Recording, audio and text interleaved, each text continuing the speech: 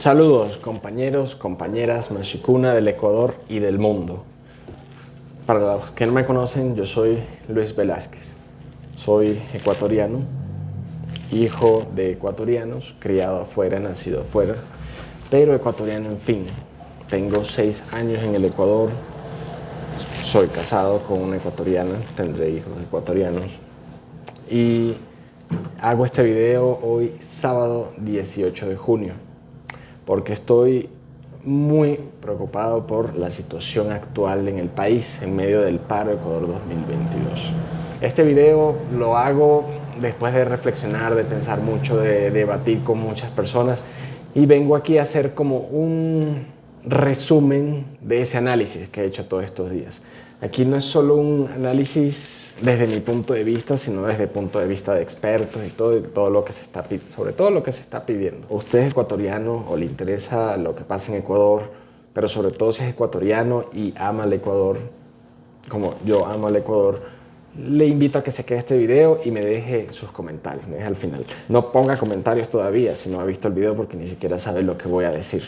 Entonces, hay una lista de 10 demandas de la CONAIE. La CONAIE, la Confederación de Nacionalidades Indígenas del Ecuador, y su líder, Leonidas Issa, quienes están dirigiendo el paro ahorita, han hecho unas 10 peticiones al gobierno del presidente Lasso, que si no se da atención a esas peticiones, simplemente no se va a acabar el paro.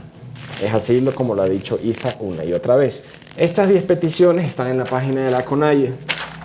Son básicamente demandas para solucionar el problema de la inflación, de que todos los precios están subiendo, de que los combustibles están caros y así todo sube. De la inseguridad también se habla en la demanda número 10, respeto a los derechos indígenas, generación de empleo, protección al ambiente. Para no hacer este video tan largo, simplemente les invito a ver las demandas, pero es básicamente lo que les dije ahorita. Ahora, ¿por qué se luchan en las calles actualmente? Voy a poner un video para que lo vean aquí, donde resumo básicamente lo que siente la gente, lo que sentimos, porque yo también. Yo no les estoy hablando desde el privilegio, desde una posición de comodidad, también estoy hablando desde una posición de necesidad y de preocupación, como les dije, primero que nada. Esta señora resume por qué el Ecuador sale a protestar, por qué el Ecuador sale a las calles. Esto básicamente es la explicación. Lucha por los pobres. Porque Leonidas no está luchando para él ni para su familia. Leonidas Issa está haciendo para todo el país, para los empobrecidos de este país, para los que comemos 2 veces al día. Tal vez comemos, no merendamos, para esa gente que no tiene para comprar un litro de aceite, para esa gente que no tiene para educar a sus hijos, para esa gente que no tiene tal vez para pagar de arriendos, de luz, para esa gente, por esa gente estamos luchando. Bien. Es un video muy corto que resume porque hay gente, y bueno, yo sí podría incluir, es decir, que no sabemos qué vamos a hacer a fin de mes porque no nos está alcanzando o porque no tenemos trabajo. A los que me siguen aquí en el canal saben que yo estoy intentando en este momento emprender. No es nada sencillo y la situación es muy complicada, pero bueno, los que no tenemos empleo, los que no sabemos cómo vamos a llegar a fin de mes, los que vamos al supermercado y compramos menos porque simplemente no nos alcanza, las cosas están mucho más caras. Es una desesperación. Yo no tengo hijos, ahora no me imagino realmente los que sí tienen hijos, cómo están.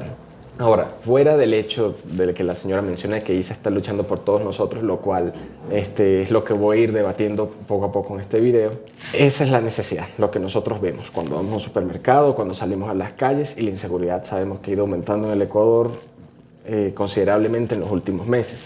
Y nos molesta que el gobierno haga como que no, las cosas están bien, nosotros estamos trabajando bien o estamos resolviendo el problema que han creado los gobiernos anteriores, cuando no estás cumpliendo. El gobierno no está cumpliendo con lo que ellos habían dicho que iban a hacer durante incluso las primeras horas de gobierno. Las demandas, ya, básicamente, es bajar los precios de los combustibles, bajar los precios de los alimentos, mejorar la seguridad, mejorar el empleo. Yo, como les dije, entiendo toda esta necesidad porque yo también la sufro. No les estoy hablando de posición de privilegio, yo pago arriendo, yo no tengo casa propia, no tengo ni siquiera carro, muchas cosas que me tienen la cabeza mal. Y con todo esto peor. Por eso decido hacer este video, porque quiero compartir, quiero desahogar. Yo uso el bus a diario y bueno, tengo deudas. Son muchas cosas. Pero bueno, analicemos bien. ¿Qué está pasando?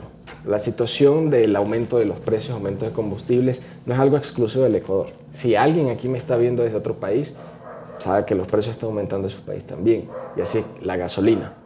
Ecuador sigue teniendo de las gasolinas más económicas en la región. Colombia, por ejemplo, tiene una gasolina más económica que el Ecuador, pero ya han hablado de aumento de precios en las próximas semanas también. Perú tiene precios más altos que Ecuador, hablo nada más de los vecinos. Brasil es productor de los mayores productores de petróleo del mundo y sin embargo también tiene precios más altos. Y hay otros países, sobre todo en Estados Unidos y Europa, es mucho más caro la gasolina que aquí. Y algunos me han dicho, no, que es más caro allá porque ellos ganan más. No, realmente no. El mercado de petróleo, de los commodities, las materias primas funciona de una manera diferente. Si en un lado cuesta tanto, en otro lado también va a costar tanto. Entonces, que cueste en un lado esto, mejor también va a costar esto. Miren, cuando todos los precios bajaron en 2020 por la pandemia, ¿cómo costaba la gasolina en Estados Unidos? Lógicamente, también los precios han caído. El galón de gasolina está a $1.95 en promedio. Una de las razones es que estamos usando mucho menos el auto. Ahora, eso por el lado de la gasolina. Y veamos con datos. Aquí hay una foto de abril de 2020 del precio de la gasolina. 87 octanos a $1.29 y la de 93 octanos a $1.69. Esto era en Estados Unidos.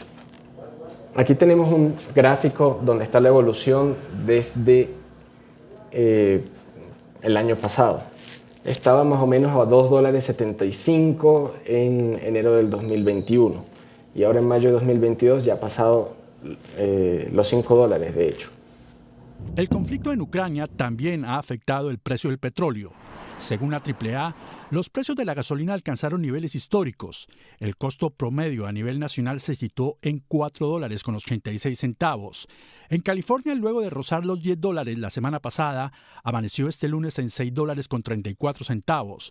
Arizona con $5.13. Nueva York, $4.88. Y Florida, $4.76. Y debido a esto se producen los altos precios que impacta como efecto dominó el costo de los alimentos, ropa y otros productos. Esta es la situación en Estados Unidos. Dirán, allá pagan más. No, pero el año pasado estaba menos. Ya les mostré cómo estuvo incluso a un precio como en Ecuador, incluso menor a principio de la pandemia, porque el mercado de los commodities del petróleo funciona de igual manera en todo el mundo.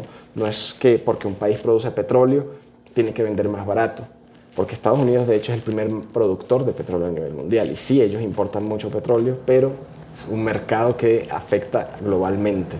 Si cuesta $5 un barril de petróleo en Estados Unidos, es costo en Ecuador también es de $5. Afecta a todos lados. Si Ecuador por alguna razón decidiera subsidiar o decidiera decir que vamos a vender a $3 el barril de petróleo, se distorsiona el mercado.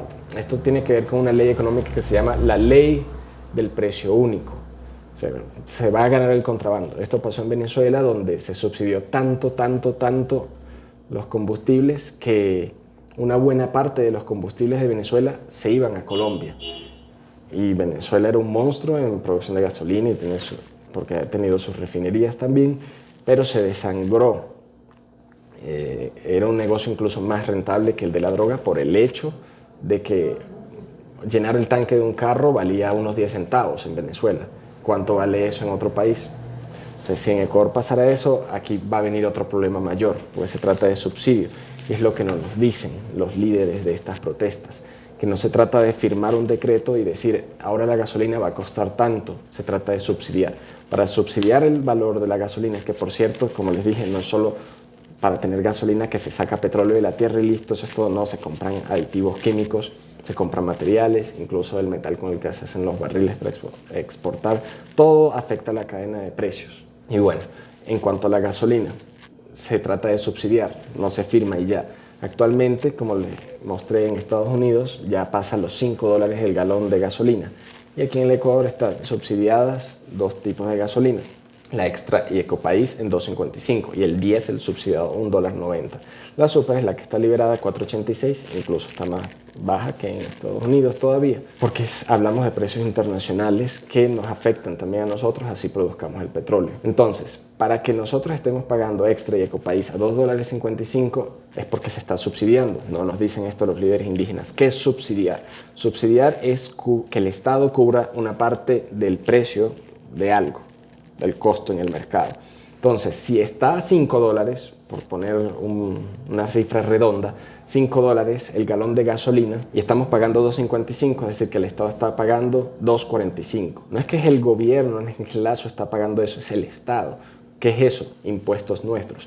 Ahora, para subsidiar aún más, que es una de las demandas de la CONAIE, quizás la principal, para que todas las cosas bajen según, hay que recortar presupuesto de otras cosas. Es decir, el Estado tiene que empezar a recortar de salud o de educación o de seguridad, de lo que sea, pero tiene que recortar para subsidiar. Y si el Estado está ganando más también porque está exportando petróleo en este momento a un precio beneficioso para el Ecuador. Pero si ganamos más por ahí y subsidiamos, al final no vamos a ganar nada. Y no es tan sencillo como digo, dentro del Ecuador lo vende un precio y para afuera lo vende otro precio. No funciona así. Lamentablemente no es así. Ahora, otra cosa que está afectando mucho al Ecuador, la subida de los precios de alimentos, tiene que ver bastante con esto de los combustibles, pero tiene que ver también con lo que está pasando en Rusia y Ucrania. Ucrania exporta casi el 50% del aceite de girasol del mundo y al haber la mitad del aceite de girasol del mercado fuera, los otros aceites suben su demanda y suben sus precios. Sumado a eso, en Ecuador tuvimos un problema con una plaga en las plantaciones de la palma, de la que echa aceite, hacia Esmeralda, Santo Domingo, y hay menos aceite. Al haber menos aceite de girasol en el mundo y ha subido el precio del aceite, y al haber en el Ecuador menos palma para hacer menos aceite de palma, que es el peor, pero bueno, eso es lo que hay, se ha disparado a un precio brutal el aceite. Ahora, ¿esto es para culparlo al presidente? ¿Él es el responsable de la plaga y de la guerra en Rusia y Ucrania? No lo es. Ahora, algunos dirán que estoy defendiendo al presidente por decir esto. No, estoy diciendo los hechos. Si yo al presidente lo culpo de muchas cosas, de lo que vamos a hablar en un rato, en la parte de los culpables. Pero el asunto es que hay factores externos que los líderes indígenas no nos dicen. ¿Qué nos dice Leonidas Issa? Que el presidente es el responsable de todo. Y sí, el presidente tiene que hacerse cargo de muchas cosas porque para eso es presidente. Y que todo ha venido subiendo desde que el presidente entró. Sí, pero porque han pasado otras cosas en el mundo y en el país.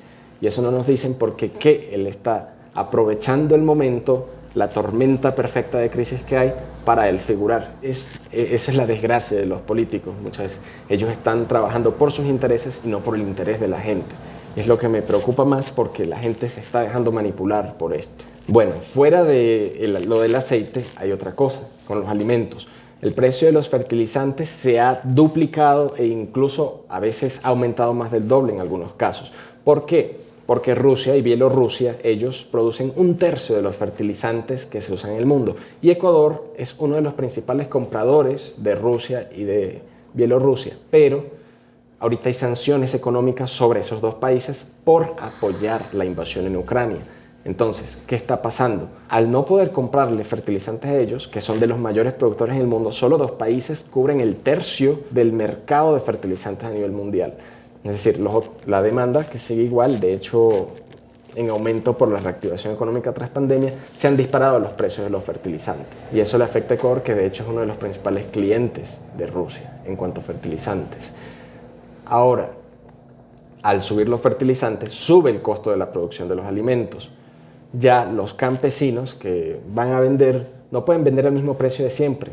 Si lo venden, están vendiendo a pérdida, les ganan una miseria. Y eso yo lo entiendo, y por eso entiendo la molestia, la desesperación, pero hay que entender qué está pasando. ¿Se pueden pedir subsidios a fertilizantes? Sí podría ser, pero eso es algo muy delicado. Cuando hablamos de subsidios, y le digo yo que vi la destrucción de un país por tantos subsidios en Venezuela, donde todo era subsidiado y a un nivel tal que la gente se acostumbró a que todo tuviera que tener un precio y no entendieron cómo funciona la dinámica de la economía global. Bueno, terminamos peor. Y no estoy diciendo que no haya que hacer nada aquí y que todo se deje fluir, no, porque la situación en el Ecuador es muy grave. Pero ahí vamos a otro punto. Nosotros acá en el Ecuador tenemos este problema con los alimentos, que son factores externos. Sí, es verdad, el gobierno parece que simplemente dejará todo fluir y no se le ve que haga algo al respecto cuando la gente lo está demandando, aunque sea que diga, no sé, una cosita que va a hacer, que por cierto dio unas medidas ayer viernes en la noche, pero muy laxas. Pero a la vez nosotros estamos dejando con las protestas, los paros, que se pudra la comida de la producción que hay, no llegue a los mercados, no se venda. y que la leche se tenga que derramar. Hay muchas cosas que están pasando a nivel nacional.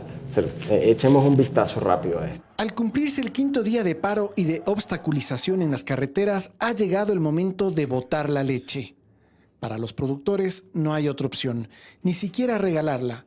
Y esto tiene una explicación sencilla.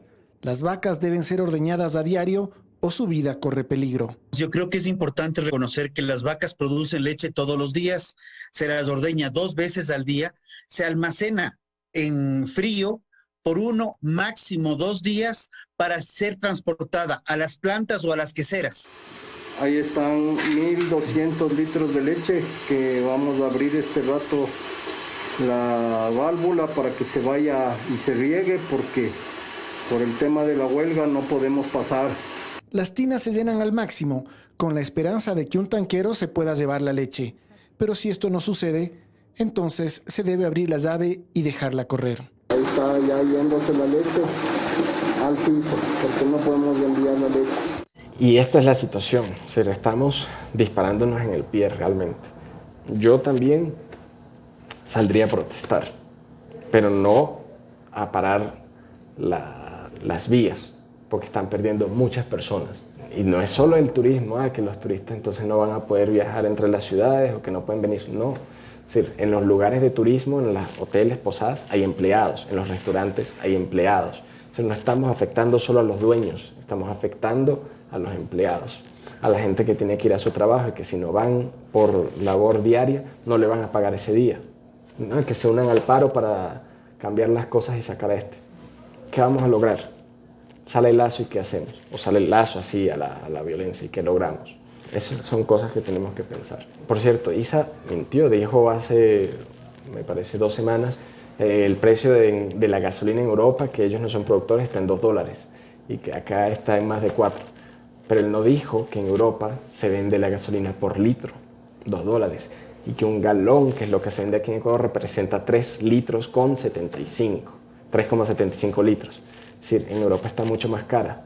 Y lo que me lamenta es que mucha gente está creyendo todas estas mentiras, este populismo que él hace solo por su beneficio. Y ojo, yo no estoy contra los indígenas, eso quiero que quede muy claro. Para mí una cosa son la dirigencia indígena que busca solo sus intereses y otra cosa es el pueblo indígena. Y los que aquí me han visto saben muy bien que yo apoyo a los indígenas, la cultura indígena, la respeto, les admiro y de hecho admiro en las protestas incluso cómo se organizan como comunidades para lograr un fin que ayude a todos. Eso lo respeto bastante.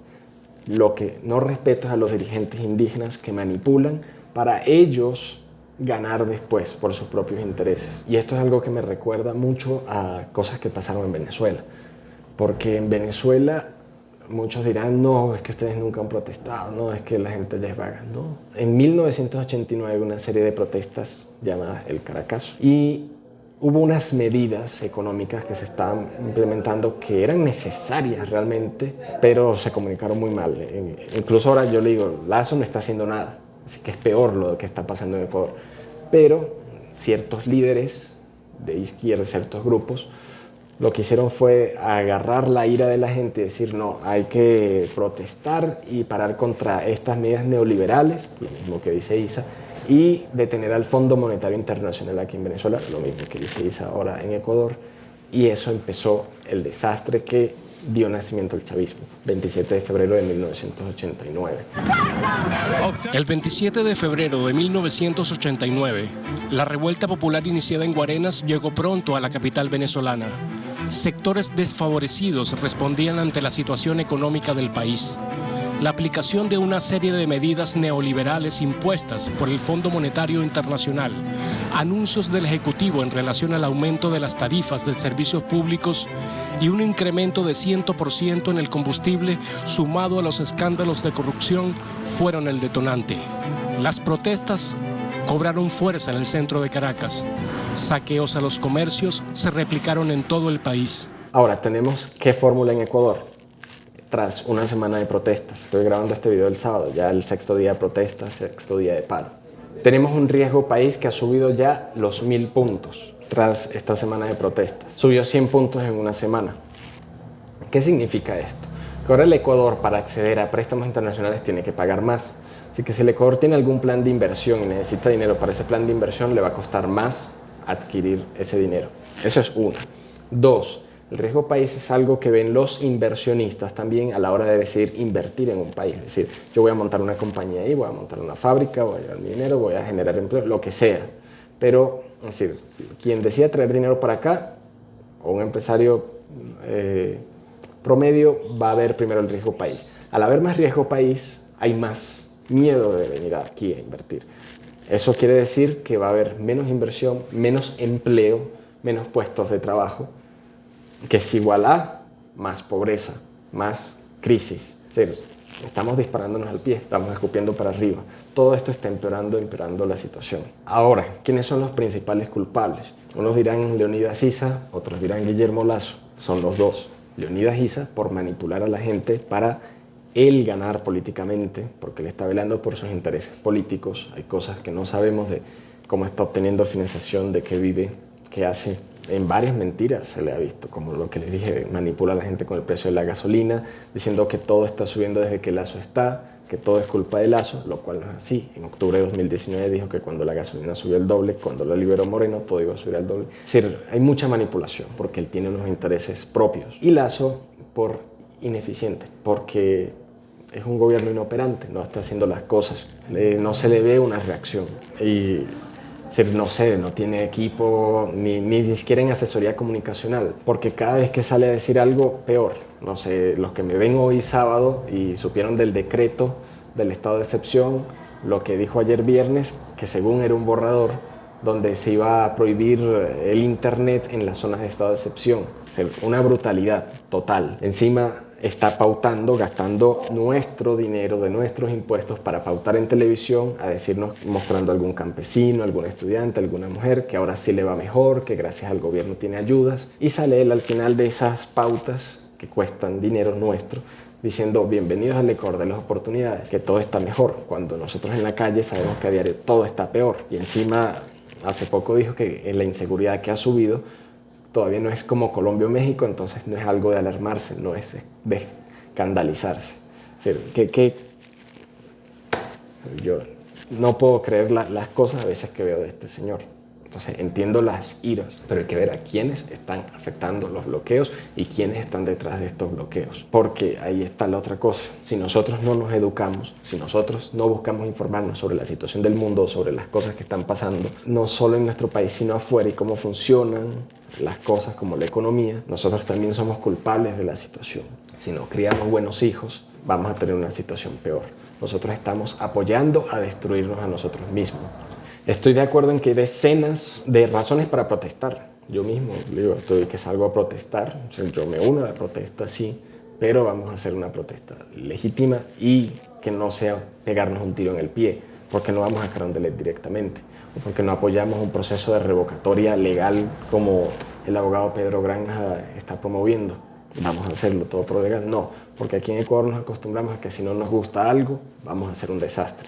Les dije, yo me crié en Venezuela, nací allá, soy venezolano también, pero soy ecuatoriana, de padre y madre ecuatorianos que se fueron del Ecuador en los años 80 porque el país estaba muy mal.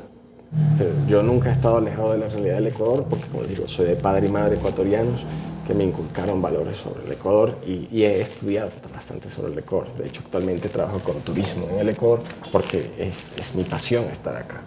Y los que me conocen del canal saben, y los que no, bueno, les invito a suscribirse de una vez y vean mis otros videos, cómo he trabajado en el Ecuador durante un año, promoviendo el Ecuador y intentando promover que nosotros ecuatorianos cuidemos las riquezas que tenemos aquí, que las valoremos, que muchas veces no las sabemos. Siempre habrá quien quiera pescar en río revuelto y eso es lo que está pasando con varios de estos dirigentes indígenas. Para concluir, recuerden, ¿quiénes están sufriendo? Los que tienen que exportar algún producto y se les está dañando. Los trabajadores de esas granjas o de esos centros de producción que ya no van a poder trabajar y si esto se alarga, probablemente va a haber despidos. La gente que trabaja con jornadas diarias y no les van a pagar porque simplemente no han trabajado, no han podido trabajar. En los centros turísticos hay muchas cancelaciones de gente de otros países que viene y que se va a llevar la imagen de que Ecuador es un desastre. En 2019 hubo protestas que cerraron el país, ahora otra vez hay protestas que cierran el país, la gente no puede llegar a los aeropuertos y ya le digo, no es solo gente dueña de centros turísticos, los que están perdiendo, millonarios, como algunos lo dicen, que igual es gente que genera empleo, sino los empleados, o hay emprendedores, guías turísticos, los choferes, los transportistas del transporte turístico, de los buses, no están trabajando. Es mucha gente los que venden en las ferias, los que su cultivo lo llevan allá, los que venden leche ahora no pueden vender leche porque simplemente no se puede transportar. Es todo un desastre lo que está pasando y estamos siendo afectados quizás los pobres más y en las zonas más duras. No tienen que unirse para sacar a Lasso, para protestar por un mejor país o para que Lasso se ponga las pilas. Entonces, ya les digo, vamos a Carondelet. O si queremos a Lasso fuera, vamos a apoyar una vía legal y vamos a demostrarle al mundo que podemos hacer las cosas de una manera ordenada, que Ecuador es un país serio. Apoyemos una revocatoria entonces y vamos a las urnas, porque esa es otra cosa. El movimiento indígena no gana en las urnas. ¿Por qué? Algunos dirán, no, es que les roban los votos. Si hay suficiente fuerza, eso no pasa. O sea, Yacu perdió porque perdió. Y que, por cierto, hoy en día no quieren a Yacu, porque ya saben qué pasó. Y el movimiento Pachacuti está también muy desprestigiado en la asamblea, porque los que siguen política ya saben por qué. Y me preocupa mucho lo que estoy viendo, porque son cosas que yo ya vi. Ya yo vi pasar y sé a lo que llevan. Y de eso puedo hablar en otro video. Pero solamente hago este desahogo para que reflexionemos. Hay cosas que están pasando en el mundo, que pasan en el mundo, que nos afectan a nosotros como ecuatorianos, que nosotros muchas veces desconocemos. Viene alguien, nos mete una labia, nos dejamos llevar por esa labia, más por la ira que sentimos, porque es verdad que hay cosas que nos afectan duro, pero nos dejamos llevar por esa labia y terminamos escupiendo para arriba, pegándonos un tiro en el pie. Y bueno, si tienen alguna duda de verdad de quién soy o de si yo quiero el Ecuador, quiero que el Ecuador progrese, les invito a ver mis otros videos. Vengo durante un año haciendo videos sobre el Ecuador y bueno, este video aquí no lo hago es para que piensen como yo, sino para que piensen, para que ustedes mismos analicen con datos las cosas que están pasando, quién es detrás de esto. Les dejo los comentarios libres, pongan lo que quieran. Yo no voy a bloquear comentarios, no voy a borrar nada, les contestaré, pero quiero eso, que se abra debate, pero sobre todo que empiecen a reflexionar. Ya les digo, no que piensen como yo, sino que piensen. Muchas gracias. Y por cierto, los que dicen que en Venezuela es que no están acostumbrados a protestar, que simplemente oyen, no, aquí la gente no sabe. Claro que se ha protestado mucho. O sea, aquí les dejo algunas imágenes. Allá la represión sí es una represión realmente brutal. Aquí en Ecuador son algunos casos contados, aislados. Allá no, allá hay muertos, apenas empiezan las protestas. Los militares y los policías no tienen piedad. Aquí en Ecuador incluso se ven policías que son secuestrados, que se dejan secuestrar antes que atacar a su gente, porque ellos también son pueblo. Allá nada que ver. Se ha luchado tanto que precisamente por eso en un momento se han parado las luchas, porque salir a protestar es muerte segura. Porque, ya les digo, las Fuerzas Armadas de allá sí disparan a matar. No es como acá, donde en estos días de protestas no tenemos muertos. En Venezuela a las horas siempre tenemos muertos, torturas y un montón de cosas más de lo que la gente no se entera afuera. Pero eso, bueno, quizás lo hable en algún otro momento.